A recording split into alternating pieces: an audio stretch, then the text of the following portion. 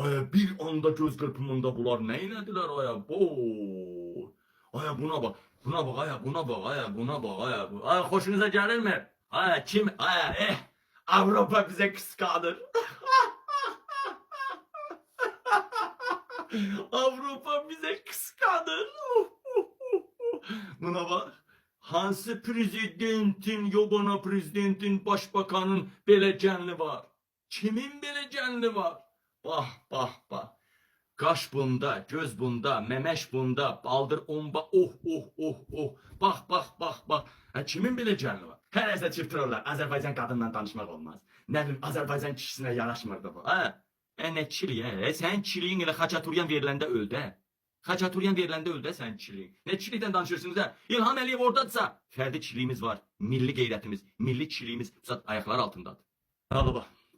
Her yerde de bu bikiniden gezir. Bu ya kasıb idi, bunun bikinisi Məmədanı yox idi, elə bicədə nə idi? Her yerde belə gezir. Ya yok uydu, ya yok uydu. Ya da ki, bunun bu rəngə sevgisi var. Bak öyle, bu sıçerim burada. Allah aman sana Allah. Alyona burada sıçer mi bu şekilde? Özüm ölüm sıçer bu. Bu sıçer diyesen. Özüm ölüm diyesen bunun sıçmağı gəlibdi, özdə daraqlayır, içib eləyibdi. Bu gülün içine daraqlayır. Zaten 56 illik gül kimi diktaturanın içine daraqlayan Alyona zamanında bak gülün içine de daraqlayırdı.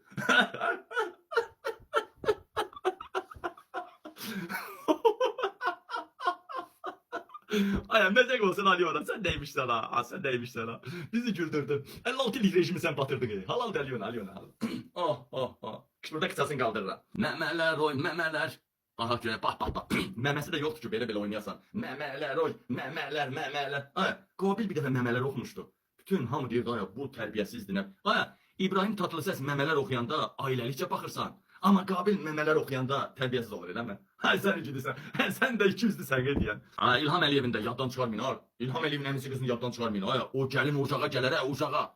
Sizə mən Mikayellanı göstərim. Ala bax. İlham Əliyevin qardaşı qızı. Mikayella. İlham Əliyevin qardaşı qızı da bu. Mikayelladır. İzzət. Bak İlham Əliyevin, Heydər Əliyevin qardaşı qızıdır. İlham Əliyevin əmisi qızıdır. İlham da basıb buna. Bak Mikayella. Bax. Cicdallahdır bu qız. Bu qızın başına gözünə baxanda bilirəm bu cicdallahdır. Bu qız cicdallahdır bunun başına gözünə baxan. Kimin belə vitse prezidenti olacaq? Kimin belə gəlini var gəlin ha? Ciddiyim. Bakın görün kimin hansı prezidentin belə gəlini var ha? Görmüsünüz Paşinyanın belə gəlini olsun, nə bilim başqa ölkə başçılarının belə gəlini olsun. Görmüsünüz mü? Belə gəlin ancaq bizdə olmalıdır.